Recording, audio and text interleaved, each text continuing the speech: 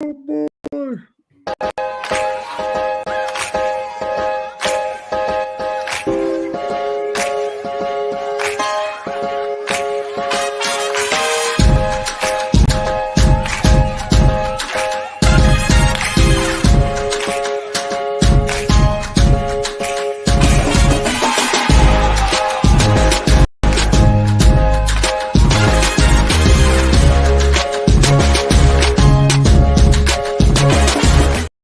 Wow, what a morning.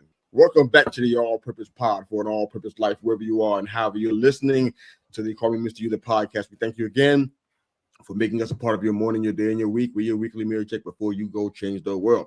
We are in the house this morning. Herb's in the house, man. Technical issues aside, this is a great morning, man. How you doing today? I'm afraid to talk because I don't know what's going to happen. Stuff that was working stopped working like 2 seconds before we got on air. Oh man, never a dull moment in this realm of live podcasting, man. I mean, so many folks that want to do this, I'm like, yeah, are you ready for all the emotional highs and lows that go with this? Are you sure you want to do this? You just never know what's going to happen. But how's the weather out there by you, man? It's still pretty good. It's still pretty good. We're in the late stages of summer, so everything is looking good. Enjoying it. Still too hot at times, but I know I start complaining about that. It'll be freezing the next day, so I'll just take what we got right now. I didn't think y'all got anything that was even close to freezing out there, but okay. Freezing for us is different. Like, it don't take a lot to be freezing for us because it's always so hot. Copy that. Yeah, they got us in the zone right now, the hurricane. So, bro, I had to get sandbagged after this show was over with. But be safe out there, man. Be safe. We'll see how that goes, man. But got some folks chiming in this morning already. My man's in the house with the Roll Tide. I know Roger's out there. Don't let Roger, this man upstage you now. I know you want to get your Roll Tide, and you're usually the first one to get it in. Yep. Of course, my title towels is across the room. I didn't have it set up yet, but yes, that's what Will Sports is, a title towel guy. Supplies us all our title towels. Yep. Okay, the chief supplier. Yes, I like sir. that. Yep. All right, yeah, it is hot, brother, without question. All right, so before we get into our show stuff, which is we got plenty of it. Quick shout out. As you can see, our show dynamic has changed a little bit. Our guy Bo is out doing some different things for his podcast brand of shows and stuff, and he has been gracious enough to put a post out on Twitter asking if anybody wants to step into the place that he held. Not sure you can replace him in actuality, but at the very least, bring in somebody who is down to talk sports every Monday morning. So if you guys have an interest in your listening, or you know somebody who is free, I don't mean it in their closet at work. I don't want to put nobody in job jeopardy. I'm talking like if you're actually free for an hour and a half. Sitting in the middle of a meeting whispering, yeah, guys, I think I mean, that's not what we want. Because then we're going to hear everything. Your boss can yell at you, say, you're fired. We're going to hear all that on the air. I don't want any of that to happen. So if you're actually free for about 2 hours, from maybe 8:30 to 10:30 Monday morning, and you want to be a contributor on the show, perhaps even be a long-term fit, you'll meet with Herb and I, and we'll work that out and see if that makes sense. But hit us up privately, Facebook Messenger, or DM us on Twitter. Or if you got our numbers, contact us. Let us know you want to be a part of the show, and we'll work out how that looks. So that's just a shout out, and hopefully Herb remind me to do that again at the end of the show. You can do it for us. Wynn's in the house. Good morning. How's it going over there? Hope the weather's good where you are. It's not looking to be great projected where we are. I got the weather channel on in the background. I'm like, I got to watch everything. I'm like, oh boy. When Jim Cantori comes down to your neck of the woods, it's usually not a good thing. So if the show ends suddenly, I know what happened. It would be because things is crazy. But I think we got a little bit more time. But today could be it, boy. My old hometown of Tampa is getting blitzed right now, so they're getting tore down out there. So it's like it's not cute in Florida. It's all coming this way. So it may not even touch you at all, man, but it's definitely coming this way for sure. All right, so we got a lot going on. So some few NFL updates we can talk about before we could get into our new segment. But Trent Williams is holding out. I didn't even know that. I just caught that this morning. So Trent Williams is holding out. He ain't doing a thing until he gets his new contract, which I guess makes sense. I mean, arguably he's the best LT in the game. I don't know anybody that's better than him. I think he's earned his weight in gold. So for him to hold out, it's kind of saying a lot. But he should be. The Niners got some big problems on their hands financially. We knew it was going to be coming, but I didn't think it'd be coming this quick. But it's happening already. Brandon Ayuk is holding in. He's at camp, but he's not stepping 1 foot on the grass. So there's no continuity with him and getting adjusted to what they're doing now this year. So 49ers have a few issues going on. Have you heard about any of those? About the holdout with Williams? Yeah, both of them. Yes. I mean, no news. It is, and like we've continued to say, like you've got one less shot really before you really got to start paying a whole lot of people. It just seems like get something done here. You know, like if you're going to pay Williams and even like trade Ayuk, like this whole thing needs to be done. This is not the kind of things you're a championship contender. You know, like we're making a list. What they got to be top 5, right? Easily for the Super Bowl list, I would think. Yeah. I hate when people say easily, but I still feel like easily, you know, top 5. Yeah. So it's like get something done. These are not the kind of things you want to start off your season, man. Get your guys stuff done. Get your guys happy and make this run at it. You know, before things really get bad. You know, once you start adding Brock Purdy's deal to the mix, like he's coming up. I want to say next year or two, right? Purdy's gonna have to get paid. Oh, I thought he was there for a while. Okay, wow. Okay, they got problems coming. They got problems. And even if it's 2 years off, you gotta think about it. But I'm pretty sure his is coming up. Sure. He don't seem to be the kind of guy that would hold out, and he don't seem to be the guy to do that one. So if he has a 2 year, he had 2 years left, he'll probably play it out. But he probably will. But the way the quarterback market is going, it would help them to maybe get it done sooner rather than later. Like they waited a lot. You see so many people around the league that waited, and now they're really paying for it. You know, had they did Tua's deal a year earlier, had they done Jordan Love's deal a year earlier, both of those would not be getting paid what they're getting paid right now. That's the only reason why I say that. That's absolutely correct. I don't know why they didn't do that. We talked about it a little bit on the show. Now you got Purdy. I mean, he'll be the highest paid quarterback in the NFL under the right circumstances. Like, could you envision that? That's hard to picture. This money thing is weird to me. It is. Purdy is a year away from being eligible for an extension. So, oh boy, yeah. Oh boy, yeah. All right, it's coming up quick. So I don't know if Bo is cheering for this news, but it's about his boy from the Seahawks, Quandre Diggs. I didn't know that he got picked up. He's with the Titans on a 1-year deal, which presents a couple of questions for me. One, he's back with Jamal Adams. Is that going to be a good thing? Because when they were in Seattle, it didn't seem to be that great. Not the way Bo saw it. So now they're together back with the Titans on a 1-year deal, though. Yeah. I'm kind of surprised by that one. He's not old. He's been relatively healthy. Probably the second best cornerback on the market. But the Titans gave him a 1-year deal. What do you think about that, man?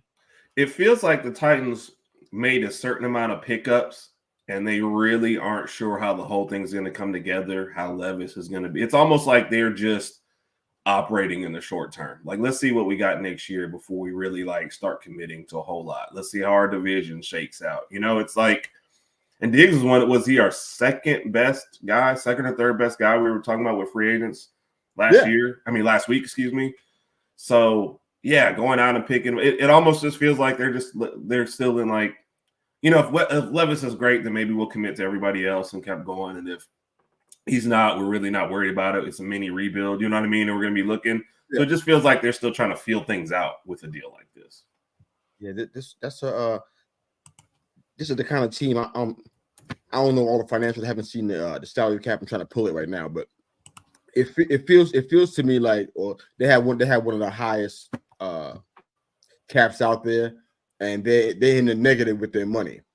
So perhaps that plays a part in that. They're like negative $9 million, 9.6 million. They're negative. So that could play a part here. this is the kind of team that needs to be doing some stuff because they really underachieved in a lot of ways. Recently, Levis is the future. I guess they have committed to that, at least publicly.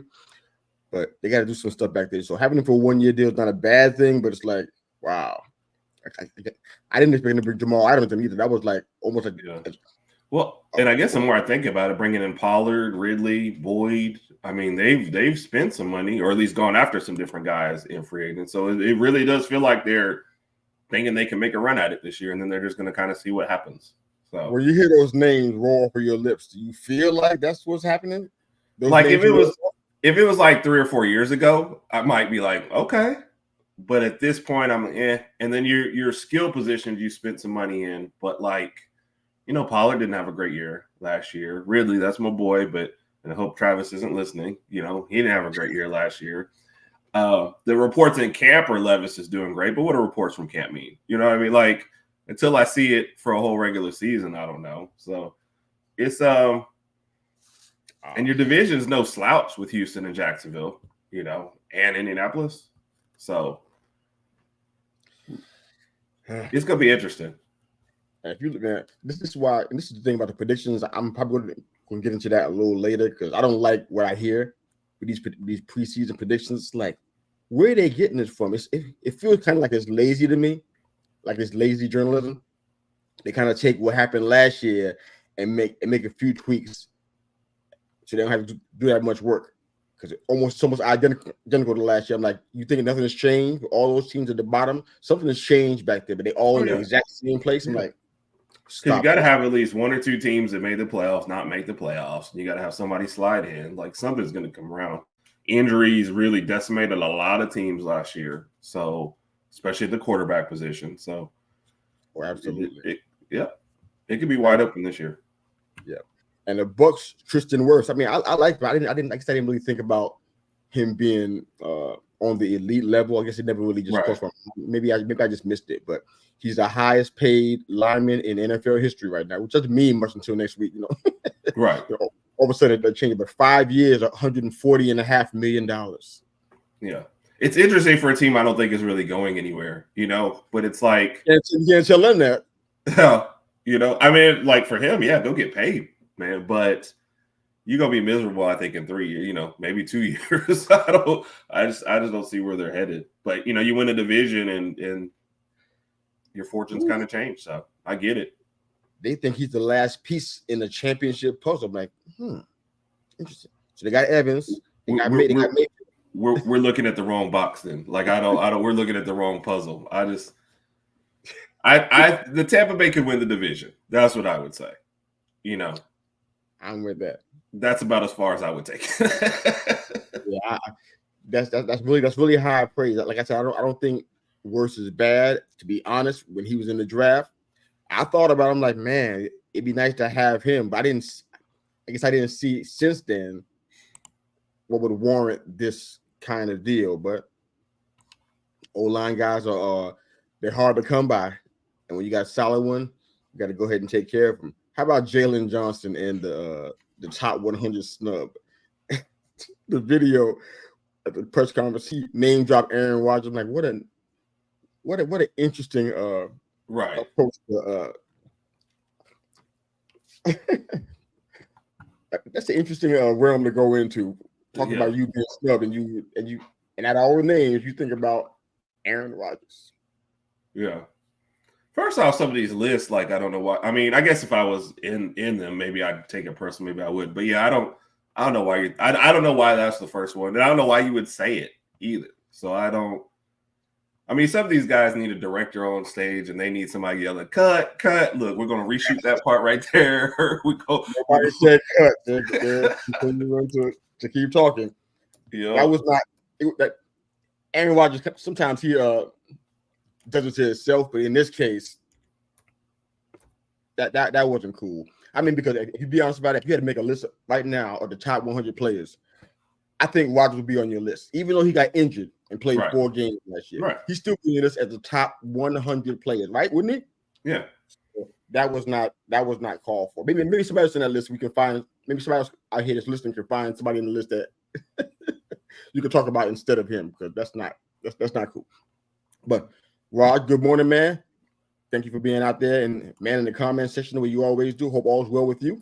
Roll Tide, baby. All right. And Wynn said she hadn't looked outside yet.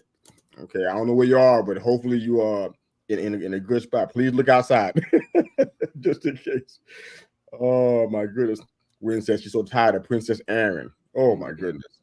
Now, two things can definitely be true. Yeah, do I think he's still in the top 100? Yeah. Am I also tired of all the stuff surrounding him? Yeah. It's like it's gone full diva mode in the last couple of years. I'm like, can we just get to the field and play?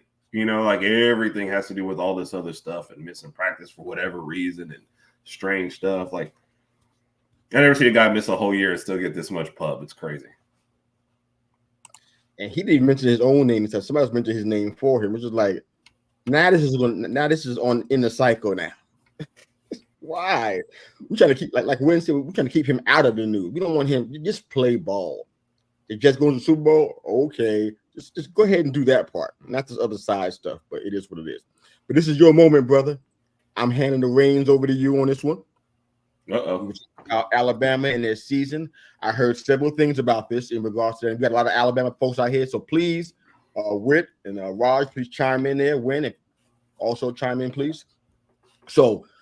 The question was laid out there that would Alabama season be successful without a title in it? And I had a lot of questions about some of their guys and some of the guys that transferred out. But I want to put that question to you out there first, and then we start breaking down the board, his time at Washington, and the stats that he's bringing to the table in this situation. I know he's not Saban; he can't be Saban, so that's just reality. But a lot has changed on the team as far as personnel goes. So. To answer that question, how would you answer that? I don't know if I'm hoping you guys keep the fandom out of it and kind of just get down to what you really believe. Because sometimes we can be as fans, we kind of believe what we want to believe. But in this case, is Alabama season successful without a national championship? Yeah. I think the thing that people are like, would we be disappointed if we don't win a championship? Of course. But I think any team with title aspirations, I mean, the way the playoff is set up, if you're like with a top 10, top 15 team, if you don't win the whole thing this year, aren't you going to be disappointed? Yeah. So I think the same thing holds true.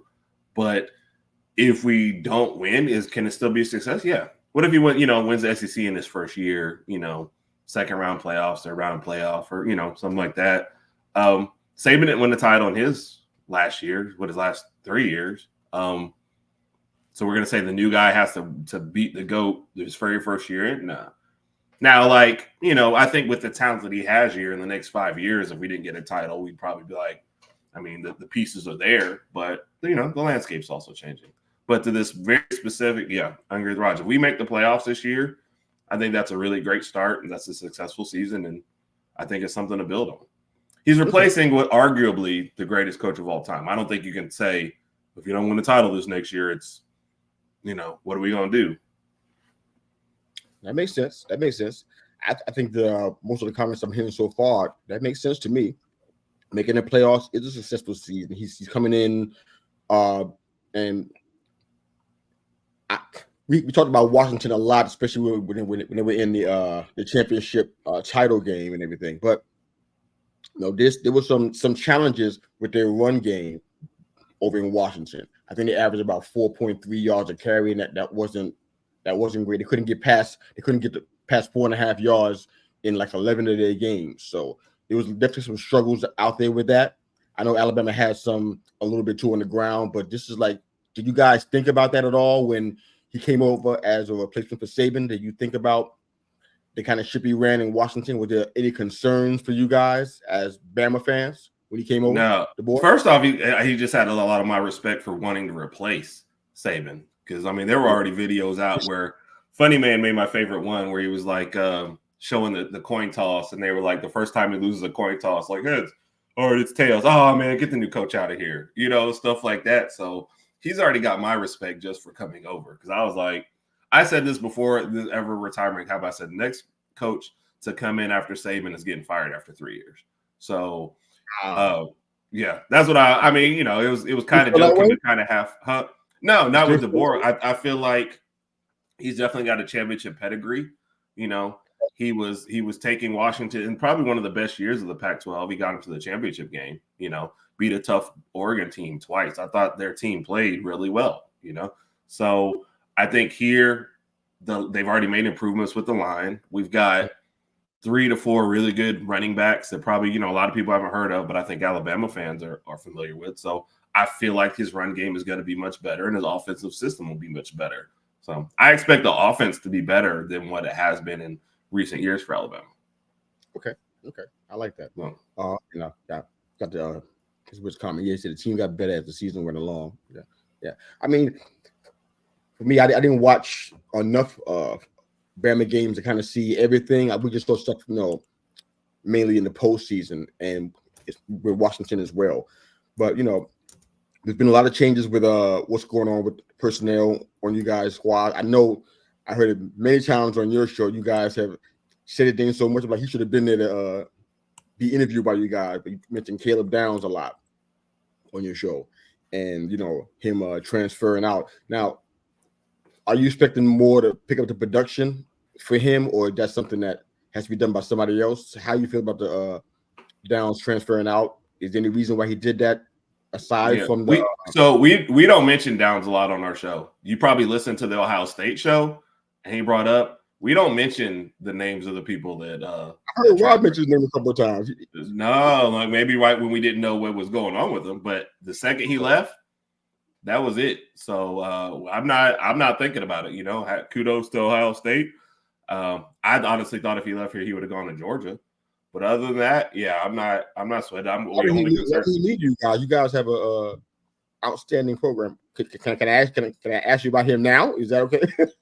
I mean, if you want to, but I don't know much about his time at Ohio State, so I really have no idea how he's fitting in there or whatever. I don't care about what's happening with Ohio State. That franchise can get submarine. I don't care. I'm asking, why did he leave Alabama? He got offered more money at Ohio State, and we had a coaching change. So I'll give him credit. He stayed around long enough to at least meet DeBoer and do that. But, from a Georgia source, Ohio State offered him 3 times as much money per month as Georgia was offering him. So, everybody got outbid for him. Shame on me. I can't watch all. I keep up with Alabama. I can't watch all the games. Oh, my goodness. That's funny. Good morning, Daily Joy. Great. Daily Joy. She kicked off our summer series of having different teams on there. She was an LSU representative. And surprisingly enough, got into it. Well, she didn't get into it. An Oklahoma fan got into it with her. So that was very interesting. Yes. Don't ask me why. The Oklahoma fan had her on his episode. Oh, I'm sorry. Yeah. Well, Air Raid Mike decided to go after her on the show that morning. So it was very interesting. Wow. Yeah. I need to call him and ask him what his problem is. Yeah. When he had her on his show, it was all good. And then all of a sudden she came on our show and it was nothing but attacks. It was very strange. I don't get it. That's not a pairing that I hear very often. LSU and Oklahoma. Is that a real thing? Or we were as surprised as anyone. So we were sitting there like, what is going on right now? So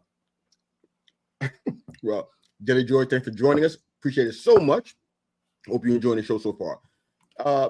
Why am I getting so much attention about this? Am I expected to watch Bama? Some of my best friends in the world are Bama fans, but what they got to do with me? No, that's not where this is going. It's like you brought up something that like we don't really care about anymore. So that's why you're gonna get that kind of reaction from Alabama fans. Okay. So my other question that I asked, I didn't get an answer to that one yet. I asked that again there. So is more picking up the production in your opinion, or is that happening? Somebody else you're looking at that you expect to kind of take the place of the person who shall remain nameless on the show? I mean, I think the defense overall is going to take it up. I didn't answer that question because you start off with the Caleb Downs, and don't make it sound like I avoided the question. Take a little dig at the question I wasn't avoiding your question. We went a different direction, man. Goodness. I know we did because the comments are taking me. I can't watch all the Bama games. We good. We're not even asking you to watch Bama games, but if you bake up somebody who left that nobody cares about, that's what you're gonna get. So it says shame on me. That's what that says. Yeah. But I also think, like, because Malachi Moore is kind of playing every position for us. I think Sab is also gonna to step in there. We got Damani Jackson playing at the corners, like, so I think it's going to be an overall production issue. They've been really happy with Sab, as well as the way he's going to fit into. So I think the defense will be fine. I think the coaching staff is much better than what we've had in recent years too, as well. So I think it'll be an overall thing. Okay. Well, says surprisingly, I agree with her. Bama will have one of the best O-lines along with Jan Miller and Justin Haynes. Shouldn't have any trouble running the ball. Okay. I agree with that assessment, Herb. Yeah. Like I said, I really like our running backs, and I think if we have a better commitment to them, I think it'll be a good season. So all righty then. But the biggest thing is just going to be on Jalen Milroe and his production. That's kind of where your season lies. I've said this several times. There's a reason why the two quarterbacks after him did not transfer out.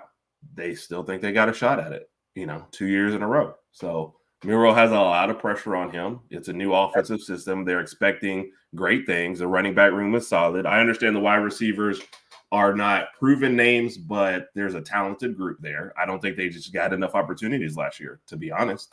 Milroe was not a great passer last year. They look at his deep ball numbers. He could hit the deep ball great, but he couldn't hit, anything in the intermediate areas. So I put more pressure on our offense and Milroe on the other side of the ball. I think the coaching staff is very solid for the defense, and I think they've plugged in several names that are going to help as far as the defense goes. So okay. Yeah. And Malachi Moore would be a star right now, I feel, if not for injuries.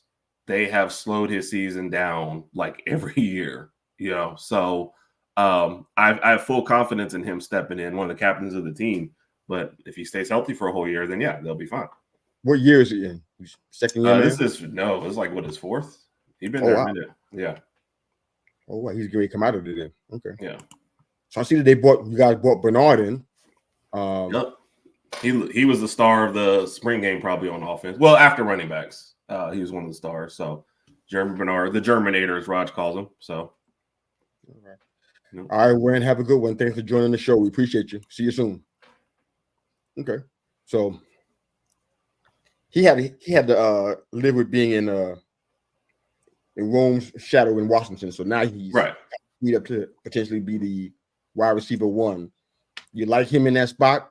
Yeah, I did. Like I said, it's limited stuff I've seen him in because I'm like you. Like I watch my team first. I don't watch a whole lot of Washington except for maybe some playoff games. So and then you're behind the top 10 pick. But no, from what we've seen of him, especially in the spring game, like great hands, great after the catch. Like I'm excited to see what he can do. All right, we got a nice little toy to play with there. I like it. Okay. Yeah. Let's get to a few bold predictions in the NFL. We're in football mode, and I intend to stay there. Everything that was Major League Baseball related, WNBA got scrapped. So we're here. So surprise team in the AFC and a surprise team in the NFC. You want to go first? Or you want me to go? I'll go first on one. You go first on the other. Just tell me what you want to do, boss man. You can go first. Raj, if you got a surprise AFC team, don't pick the Dolphins, okay? That's not going to be a surprise. Pick somebody else beside Miami and a surprise team in the NFC and just some quick reasons why you think that is. If you can drop it in the comment section, and I'll read it on the air for everybody. But surprise team, how about you go ahead and go first? Okay. AFC, and I'll come behind with AFC, and then we'll do NFC together last.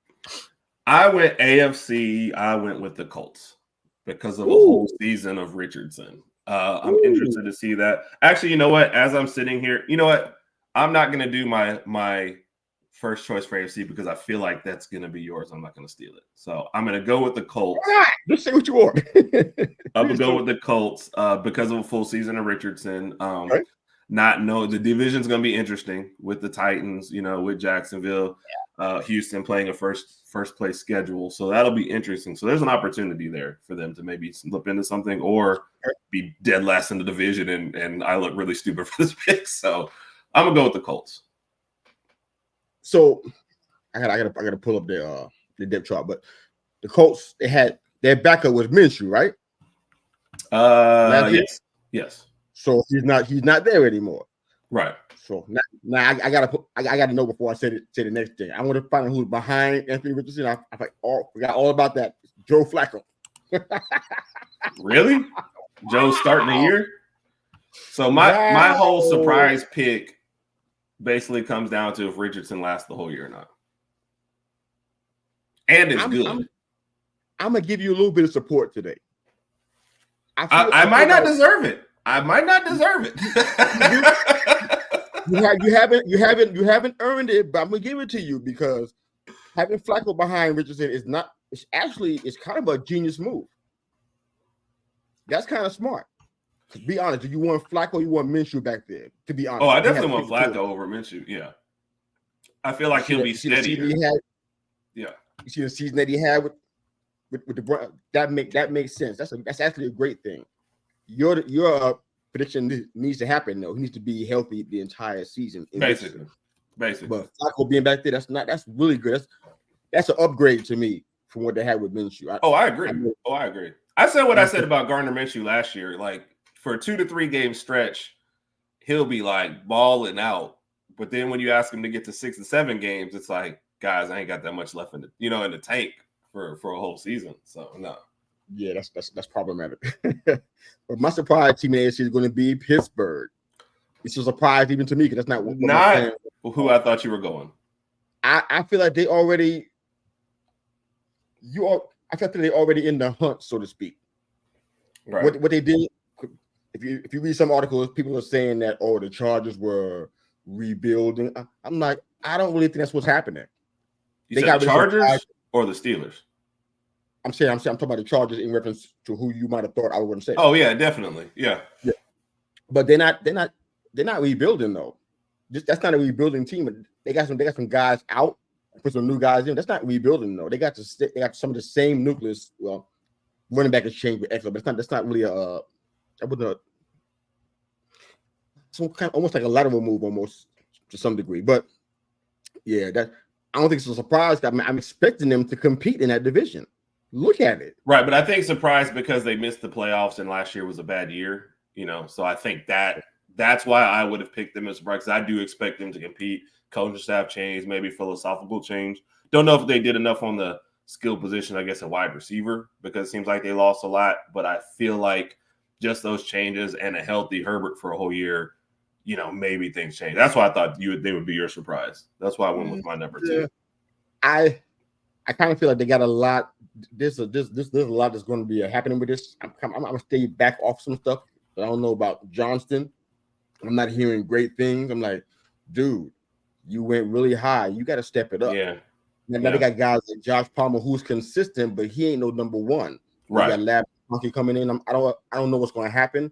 If anybody can use that kind of talent though, Harbaugh can. But I only had the opportunity to pick one team. I mean, we can keep on doing this. I had to pick one, so I picked Pittsburgh. They made the playoff last year with a 25th ranked offense, which is like almost unheard of. 10-win team, and their quarterback play was awful. We talked about it on the show. You know what it was. It was horrific. So they can conceivably have 2 more wins with having Russ or Justin Fields or both of them back there. So TJ Watt stays healthy. There's reason to believe that the defense is going to be good or better than it was last year, which I totally agree it's going to be better. They finished 6th best in scoring last year. So I'm like, they got a new OC, Arthur Smith. I think he has his place. He didn't do great where he was last year, but I think in this situation, it's a better system. I think it's more suited for what he likes to do best. They got a talented running back tandem out there, which you want Najee to stay healthy, man. That's the biggest thing. But the defense is strong. They improved it through the draft, and they've won games based on defense alone every single year for several years now. And that's kind of probably the main reason why Tomlin had the record in the history that he has right now, because of the defense. It's not because of the offense. When Big Ben was there, offensively initiated, but since Big Ben left, it's been all defense. So I feel like these guys, they're not being picked to do anything beyond maybe just be in the playoff. I think these guys could potentially go deeper than that because of the improvements that they made. But I think their division's also going to be a rough one too. I think that's probably part of it as well. Browns, Bengals, and Ravens. So that's going to be interesting. But it's 100% correct. If they solve the quarterback position, I think everything else is in play there. So, do you a believe enough in? Yeah, so. Easy. Surprise team in the NFC. Do we have the same team there? I don't know. I mean, I was just looking through the standings. I'm like, what would actually be a surprise if they actually did well? And I don't know if I say my surprise team, am I saying they're making the playoffs? No, but I think they'll be better than what they were last year. I went with the Bears. So I think they, the number 1 draft pick with the quarterback, they added way more talent in 1 year than Fields ever had the whole time he was there. Ooh. I just think they'll be scary. Will the defense slow people down enough? Who knows? But the division is not going to be that tough, I don't think, outside of Detroit. So I think there's an opportunity there to make some noise. So I went with the Bears. Oh, my goodness. I did as well. See, this is where I'll talk about the predictions again. I'm probably going to talk about this 3 more times before the show closes out because these predictions are not working for me. I'm at the point where I'm ready to ban myself from looking at these because it's just lazy. Everything is still the same as it was last year. You haven't really made any real changes and moved anybody around. You got the Chiefs in the same space as if nothing, like nothing's changed. You got the Giants is in the same place. Like, did anything change? Did we do anything to move? You got teams above us that shouldn't be there. It's kind of just I don't understand what's happening. So it's all on paper anyway. No games have been played, but the Bears are a team that very few people are talking about as far as massive improvements. They got most of these so-called predictors got the Bears in the bottom 5. Again, I'm like, can you do that? Even on paper, can you really do that based on paper? I don't think you can do that. You can't have them in the bottom 5 of this league now. They made too many improvements. On paper, no games have been played. We haven't seen on the field how it's going to gel together, the chemistry, etc. But you can add them in the bottom 5. But I think the addition of Shane Waldron, we discussed it several weeks ago. The coach came over from Seattle. He has a knack for kind of modernizing the offense. I think that's going to help Caleb. I think he needs that because of how Caleb is. So I think Waldron's going to be an MVP. Even though he can't get an award for that, he's going to be one of the coaches going to make a difference on this team. You got a very talented offense, man. I mean, you got DJ Moore still there. Just got to deal, so he's happy. He's enthusiastic, hopefully. Cole Kmet, understated tight end, but he's been solid. Keenan Allen, beside injury issues in San Diego and Los Angeles. Yeah. Like the talent is there, man. If he's the wide receiver 1 at all, you in business. You're definitely in business. You got DeAndre Swift came over again. Right. Somebody who has Swift, talent. You can see it, but it's like if he's healthy, man, it's going to be amazing. Will Madunza, I mean, that kid got it, man. I mean, I would have taken him if Neighbors wasn't available. I wouldn't even blink the eye. Like, thank you. I appreciate it. You know what I'm saying? Montez Sweat back there on the defense. It should improve these 3 to 4 games, I think. They got I think they got easily a double-digit schedule. I don't know how tough their schedule is, but I think I looked at it and I saw at least 10, 11 wins based on who they were playing. So people and I want to agree with that, but they got a fantastic supporting cast, and Caleb got everything you'd want out there. And on defense is not too bad on defense either. I think they got some opportunities. There's some guys whose names you don't really know, but if they're solid in any way, I mean, Jalen Johnson's name we just got finished talking about earlier in the show. He's definitely a player at cornerback. Got Kevin Byard, your boy they brought in, so you know him very, very well. PJ Edwards is back there. I mean, and Montez Sweat. Other guys you don't really may not know their names very much unless you're a Bears fan, but they got some strong pieces. So I think surprise-wise, I think nobody's picking them to win the division anyway. I haven't heard anybody do that yet. I'm hearing the Vikings still. I'm hearing all type of everything but the Bears for the most part. So that's my surprise team. What do you think? Yeah. No. I like the pick. Like I said, your division is kind of weird. I do think Detroit takes the division, but that second spot I think is still there. I think we're probably giving Green Bay a lot of credit, but Green Bay didn't play like great all year last year, so you still have to see it consistent for the whole thing. and they made improvements, you know.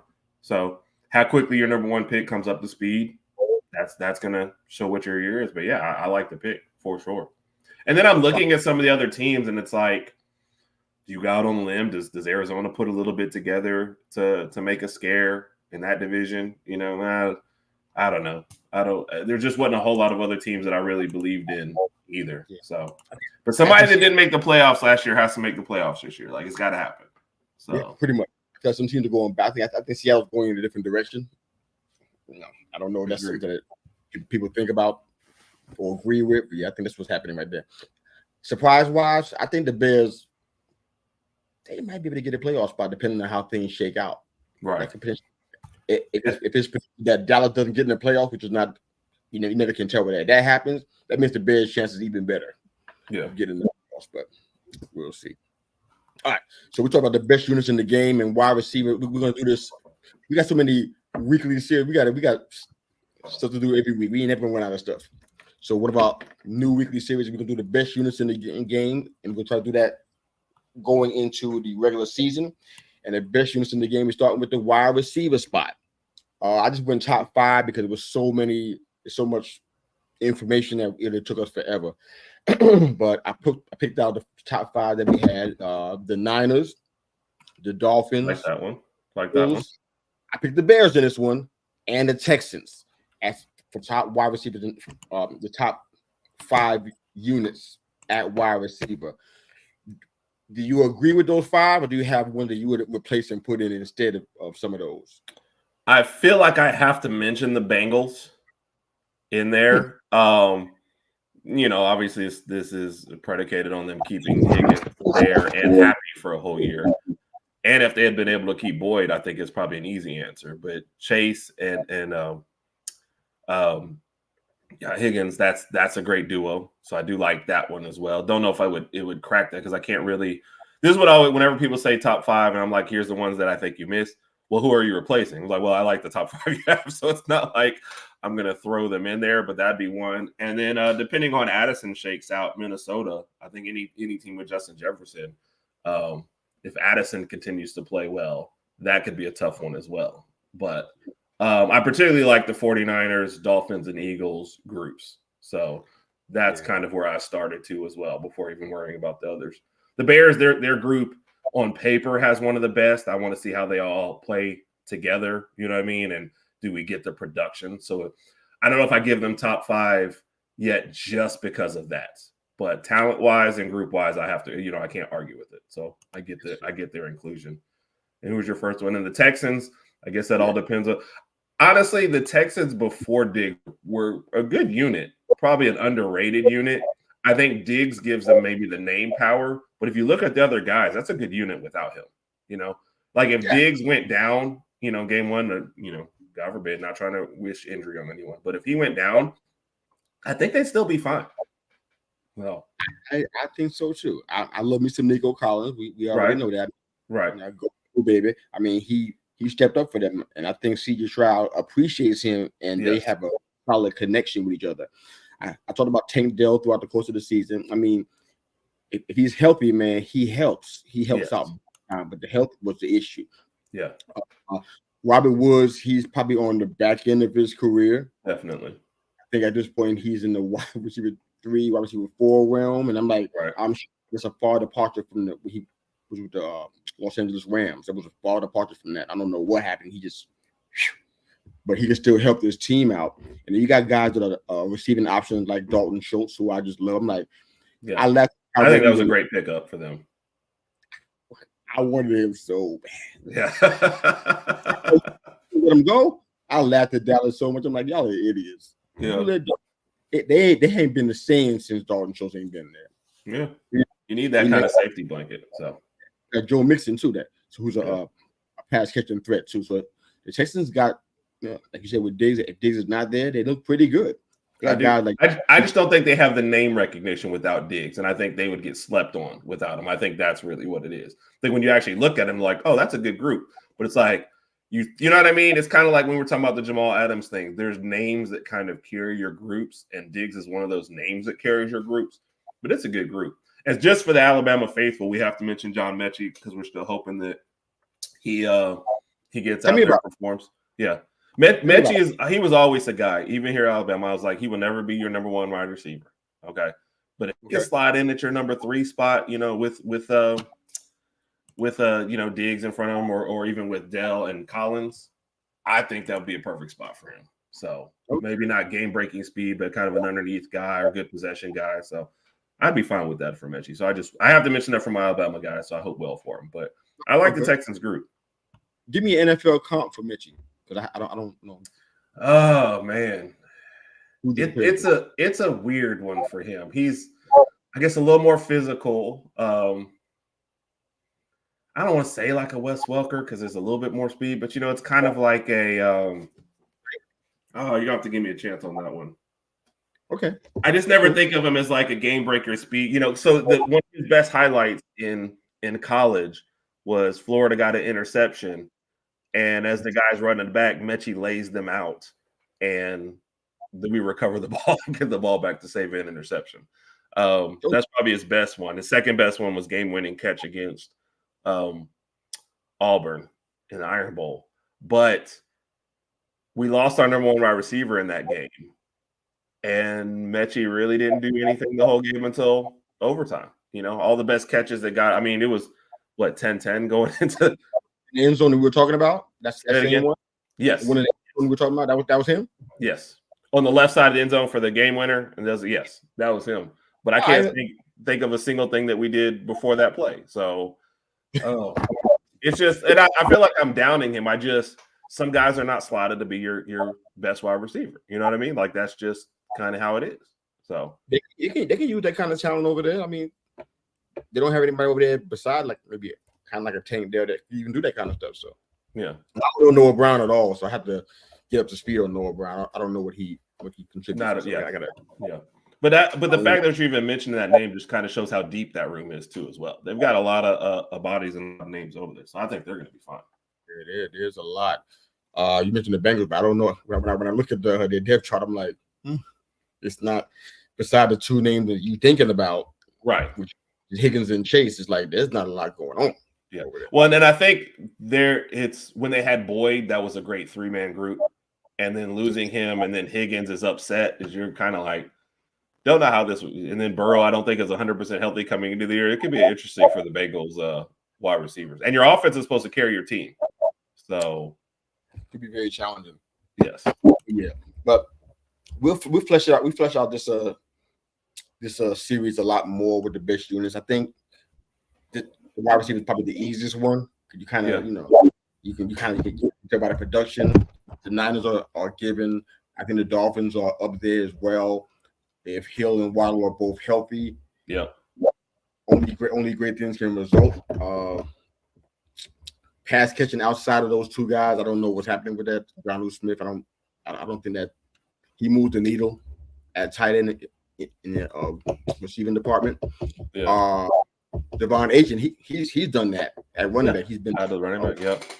And then you have to mention Odell, even though we don't want to, but he is on the team. Yeah, I forgot about him. Yeah. Forgot totally. And then the Eagles have some good stuff going. AJ Brown, Devontae Smith, they're obviously the main guys, and Dallas Goedert. You don't hear his name often, but you have to respect him. Yes.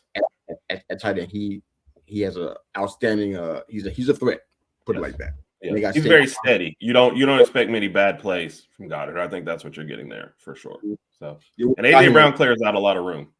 Yeah, you almost forgot him when Ertz was on the team because Ertz was getting so much love. You almost got over there too. He was there before, and that's in the game as well. So yeah, but and they got Barkley now, so he's a receiving threat as well. So got a lot happening there. Let's get into our SWX. Is our new challenge. We go into the season talking about football, and this is a fantastic way for us to do that.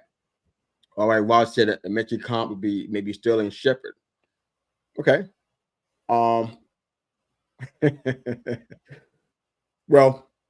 from a Giants perspective, it's not an issue anymore. I think he moved on to, I think it was Tampa. I forgot where he went. But this guy, man, we almost couldn't even get rid of him. I mean, he was somebody we had to have him. when he was healthy, he helped us out on so many different levels. The way Herb just described Mechie, it's not quite like that. So I think maybe you mean like the immeasurables, maybe. Okay. Try to break that down for me a little bit more, Roger, if you can. But I mean, because Shep, man, he had fantastic hands. He had speed. I would say above average speed. I would say route running was above average as well, in my opinion. The only thing that he had an issue with per se was quarterback play consistency there. He's a wide receiver. If you got an issue with quarterback play, it affects your job. So that's just kind of what I said. But flesh it out for me. What you saw there, Raj, with the Mechie Shepard comp, help me out with that a little bit more. All right. So SWX. So our new challenge, our new feature, we're gonna do it every week going into the regular season, which I think will be probably early mid-September, I guess. SWX stands for strength, weakness, and X factor. So for 4 teams every week, we're going to break down the strength, the weakness, and the X factor. We can spend more time in one area than another. We don't have to prolong some things that are pretty simple. Our teams today are going to be the Las Vegas Raiders, the New York Jets, the Washington Commanders, and the Tampa Bay Buccaneers. All right. Size, hands, and don't need to be the number 1. Okay. Sounds you like him more than Herb does. Is that accurate?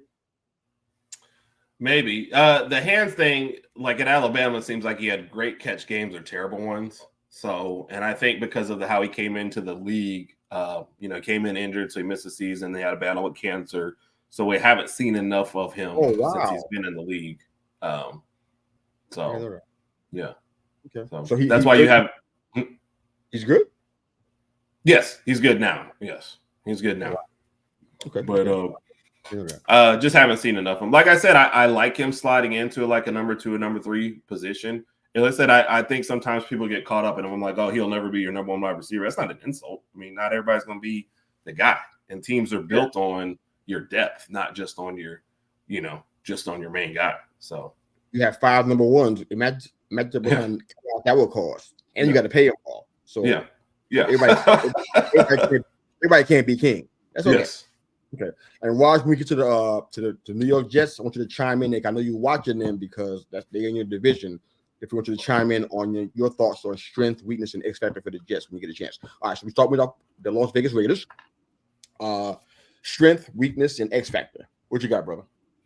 I went strength, defensive line, especially with them picking up Cyrus, Wilkins, and Crosby anchoring that unit. So defense overall, like when you go, we always thought of their defense as being great. I'm looking at their defensive numbers. They're more middle of the road, but I know they played better as the year went along. They won a couple of games just based on defense. But I went specifically with defensive line out of that unit. But I think overall they play well. Weakness, quarterback position. There is talent in other spots, but come on, this is not a quarterback battle. Aiden Connell and Gardner Minshew. Like, if you were on that team, would you feel who winning the battle? Nobody. We kind of covered last week. I won't beat a dead horse, but that's just not a great battle. So, and their X factor, I kind of wanted to say like Adams, but I'm gonna say Brock Bowers, if he can help Adams out a lot and obviously, SEC bias here, saw a lot more Brock Bowers than I think of a lot of other people. I just think that's a weapon. And they drafted a tight end, 2 years in a row? Pretty high, 2 last year and then 1 this year in the first round this year. So that just shows you, I guess, they don't believe in the other guy. But I think that can be a weapon, especially if you have a bad quarterback. A good tight end always helps. So copy that. Okay. That's what I went with Vegas. I like it. So I had the same thing as far as the strengths, D-line. I liked Malcolm Kuntz. He quietly had a strong third season in the league. Getting Christian Wilkins was a big deal. That defensive front is strong. And Matt Crosby, he already had 27 sacks in 2 seasons. So he's already way past double-digit sacks already. So this is probably going to be what the Raiders want. That's kind of the image they had back in Oakland. So they want to bring that back. I think they got that going on in short order, and they got a lot of defensive guys, veteran guys back there on the defense too. That's going to help them kind of boost that. So their sack total went from 27 to 40 in last season. So they are dramatically improving over there. Some guys, but I won't get into all middle linebacker and stuff, but they definitely improved. O-line, I think, is the biggest weakness.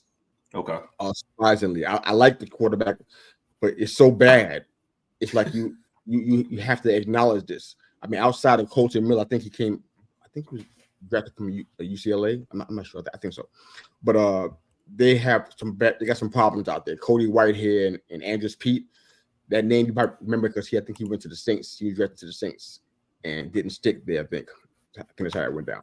But Whitehead had probably some of the worst lineman grades that you can have. It's pretty bad. And you kind of move Pete around, and he's in a position that's unfamiliar to him. He's trying to learn right tackle. He hasn't played it in 6 years. It's not going to be pretty. So I think the X factor is going to be who you said with the week. I think it's going to be Aiden O'Connell or Aiden Connell. I always say O'Connell because that's just the normal. Yeah. Connell. And I don't correct you, so I'm like, yeah. That shows you how little I care. Aiden Connell. I'm going to say his name right, whatever. But he was thrown into the fire a lot faster than he probably should have.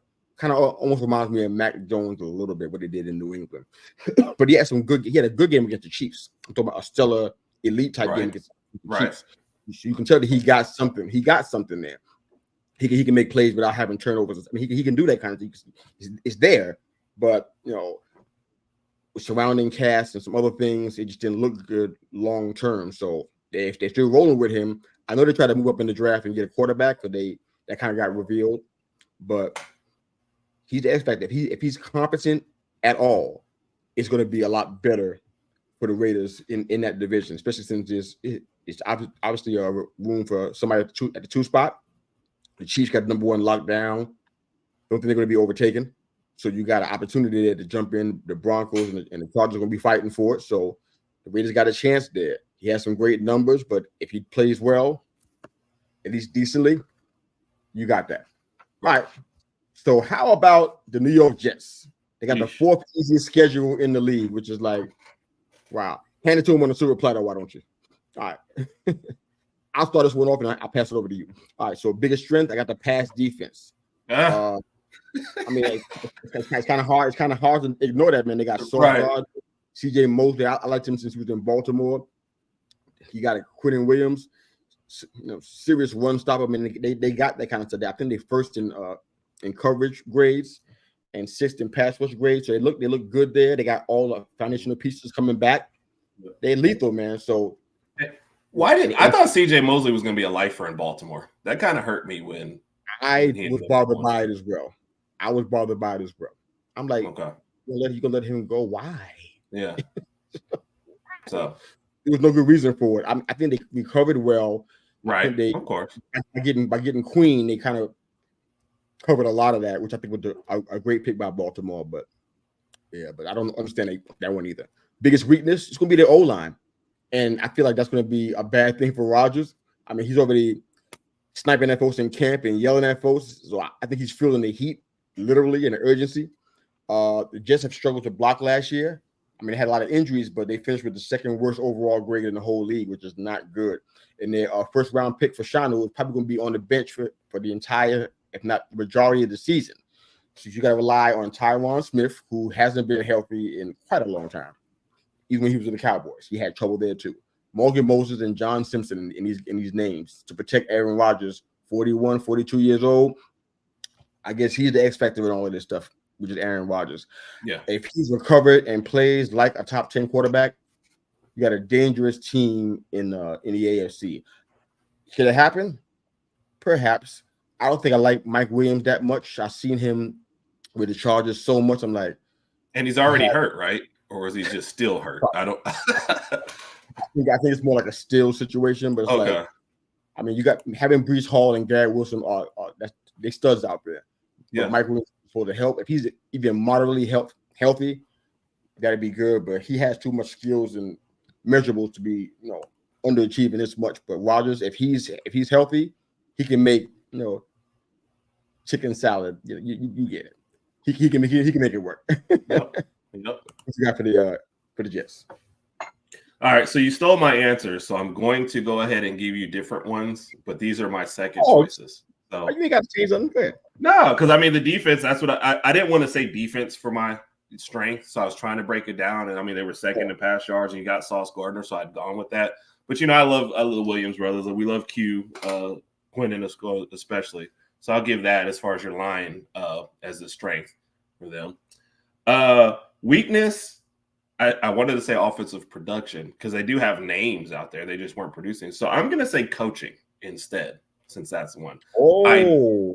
I don't know that you can have one problem, like have a great defense and have one consistent problem for years. Yeah, I understand Rodgers supposed to be your savior, but y'all had no backup plan. I don't feel like there were decisions made in games that were enough to get you by. And I don't know that that's a strength for that team. I feel like they're just being led by the name. So I'll give that as my weakness. Yeah. But you already stole mine, so that's why. I'm not changing my X factor, though. It is Aaron Rodgers. I don't see how there can even be, like another choice. If he returns, if he returns to MVP form, you've got a great team. Like you said, I didn't realize that until you said it, the fourth easiest schedule. It's all laid out for you right there. The Bills, you don't have no idea what you're getting with the Bills. So, if you overtake Miami, New England is still rebuilding. There's a great opportunity here for you. So if Rodgers comes to play in the defense, because you don't need a lot from him with the defense playing the way it is. They're not asking him to score 30, 40 points a game. They're just asking you to be competent most of the time. So Rodgers is your X factor. Yeah, he's going to try, though. All right, what you got for SWX for Washington and the Commanders? So the strength was just weird. I was like, I wanted to pick Dan Quinn kind of just because it's a new coach and maybe he can fix that defense. I didn't realize their defense was ranked dead last because they've made several high picks in defense. Or I was going to give it to skill positions. They have some good names over there as far as their skill. It just doesn't seem like they were getting in production. So, yeah, it's like half-hearted. Maybe the skill positions, maybe the coach. I don't know. There don't seem to be a whole lot that I was looking at. And I already gave away my weakness, the defense. I mean, you've made a lot of picks, including a lot of Bama boys, so I need you guys to start producing. And it's just been bad. You're ranked dead last in all the categories. Like, I need some production, Your offense isn't great, but they're out there scoring. You're throwing 30, 40 times a game because you're always having them behind the 8 ball. So, X Factor, Daniels. You pick a quarterback that high. I always like for them to be able to sit. I don't know if he's going to have that opportunity. So he might get thrown out there earlier. So, and you saw kind of like with an athletic quarterback, you saw what happened to Richardson early. So protecting yourself is going to be one of those keys early on in the season. And they don't have the same build at all. No, Daniels is tiny. It's night and day, and I mean that almost literally. Yeah, so that's my X factor as well. So I will leave that one there. The strength I have is the rushing offense. I honestly believe that the Commanders would have won more games had they had that taken care of. And that's when everybody was predicting them dead last and one of the worst. They still would have won more games than they did if their rushing attack was better. Brian Robinson, I like him, but it was not good. They were probably middle of the road rushing wise, but they really struggled. Seemed to lack a lot of plays to kind of accentuate their running game. So now having Jack Daniels back is like, okay, so what's going to happen? I've seen this movie played out so many times. I'm like, okay, so this is a guy that he ain't afraid to run. Matter of fact, he thinks about it a lot. So if you don't have a functional running attack, you're gonna have your quarterback running a lot more. You put him in jeopardy when he should be protected because he's such a valuable commodity to your team. Can I say something on that one real quick? Sorry, just to your point. Some of the players got into it last year with Eric Bieniemy over his lack of running plays and how much he threw the ball. So to your point, they have talent. B-Rob did a good job when he was given an opportunity. They just did not run the ball. And, I always had this thing I always say about offensive coordinators, why they throw the ball way more. They're trying to be creative and get their next head coaching job, and running is boring to a lot of them. And I feel like he would have been better served last year just calling more running plays and doing it. So to your point there, they have, I think, a decent running attack. They just decided not to utilize and throw the ball 30, 40 times a game. So not good. So if they don't fix that one, you got a guy like Daniel. I mean, I could feel the same way about Lamar Jackson. That's the same, but he has a propensity to run. and we talked about that on the show many times, and the injuries that got caused because of that. But because of what they did with the running game, that's how I know that they're thinking about trying to extend Lamar Jackson's impact on the team by getting Derrick Henry to come in Baltimore. See, that's the kind of thing you do because you want to protect your quarterback and not have a so-called running quarterback run so much. And the Commanders haven't done that because we're still talking about B-Rob, and you can't name anybody else really. I mean, they got Austin Eckler, but it's like, but even though I like him, I actually love Austin Eckler, to be honest with you. I hate to see him, as a rival. I hate it so much. Right. But it's not really. It's not the kind of running back I would think they would want to have. Right. Based on what we're talking about, not a scat back kind of, more like a bruiser, somebody who go pound for pound between the tackles, and but that's not who Eckler is. So I'm wondering how this is going to work out. But that's more what B-Rob is, though. So I think that's probably why they got him as a tandem versus because Eckler definitely is more dynamic, more speed. B-Rob is kind of more on the tackles kind of thing. I remember watching him against Cincinnati running the ball like 30 times. He's okay with 2-3 yards on the thing. So he's a stoutly built man. So yeah.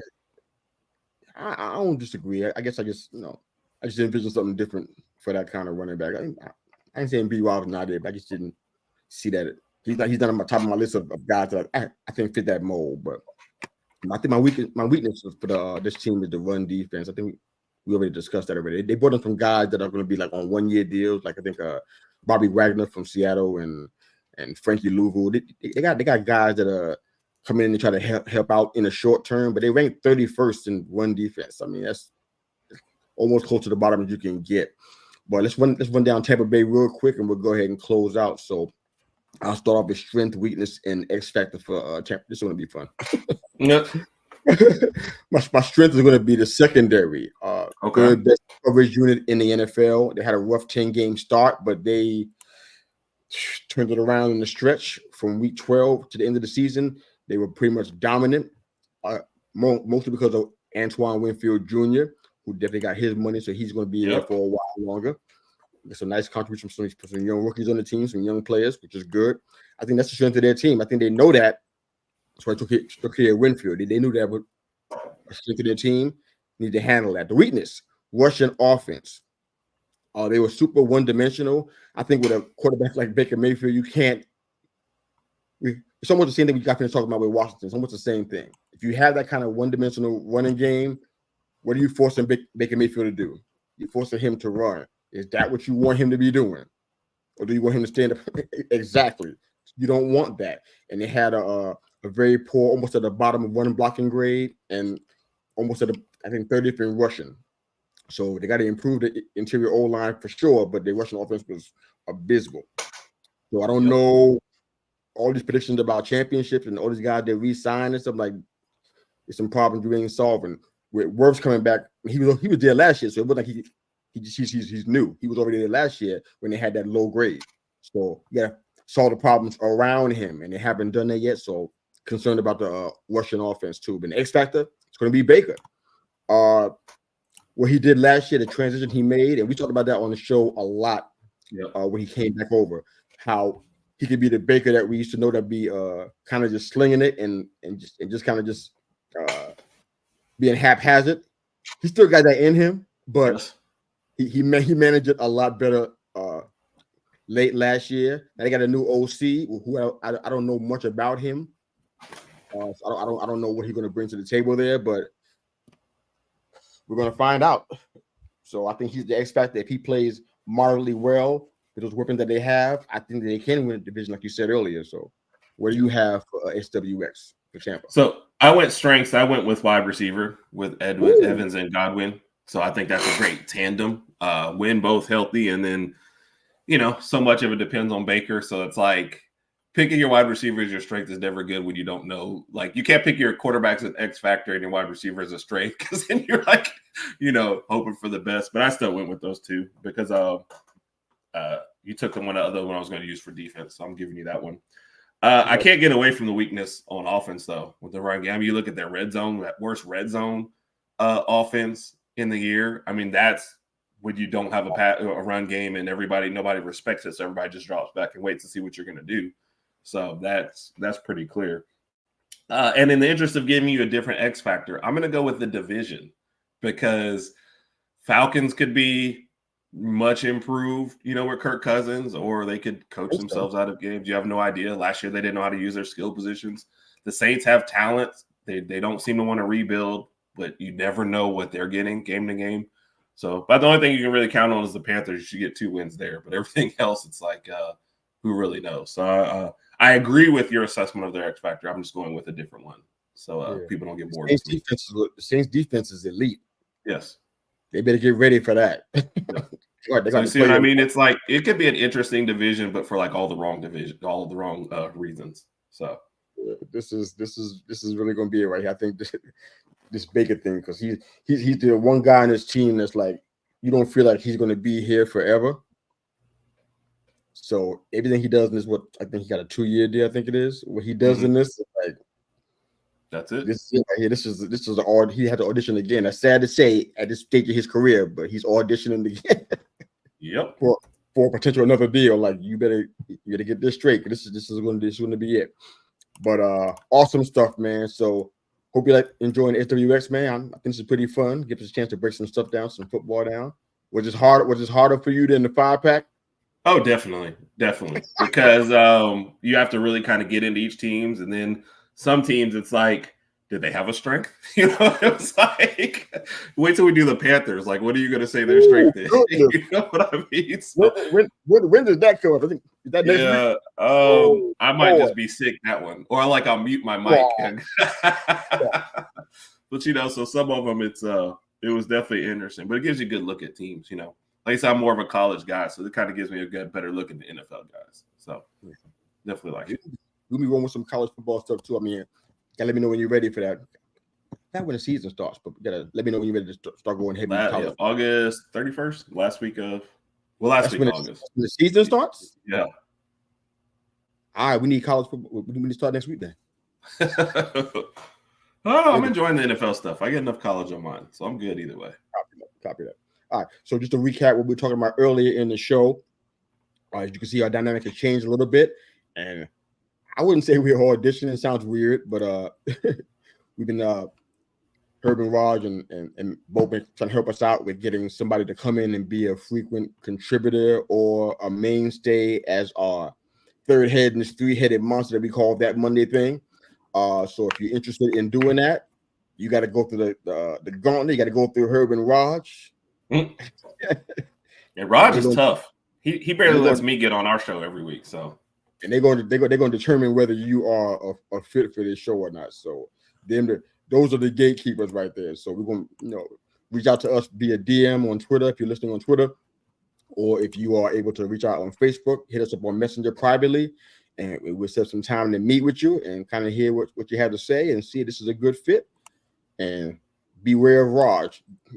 Feed him at the door or else. Just kidding. He's not wherever you are. This is true. Wherever you are, however you listen to that Monday thing, we thank you. Make us part of your morning, your day, and your week with your weekly mirror check before you change the world. We out of here, man. Check out the Herb and Raj podcast every Tuesday evening, 8 p.m. Central Standard Time. They're in the house talking college football, talking NFL. They do football very well. Check them out. Give them some love on the social media platforms and everything. And okay, what going on? I haven't seen any conversation for the renaming of the show. Who can I contact in accounting?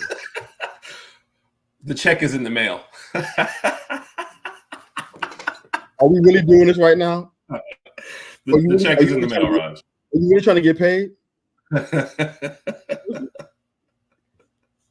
We out of here, man. I ain't messing with you, man.